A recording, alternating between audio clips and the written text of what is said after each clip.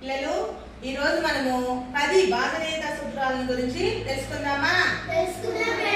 ఇచ్చిన సంఖ్యలో లేకపోతే ఒక సంఖ్యలో ఒకట్ల స్థానంలో 0 గాని ఉంటే అది 10తో నిశ్శేషంగా భాగించబడుతుంది. అర్థమైందా? ఇప్పుడు 7350లో ఒకట్ల స్థానంలో ఏముంది? కాబట్టి 7350 అనేది 10తో నిశ్శేషంగా భాగించబడుతుంది.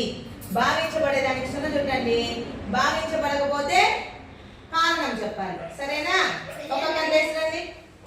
4356 చివరి అంకె 0 లేదు కాబట్టి ఇది 10తో నిశ్శేషంగా భాగించబడదు.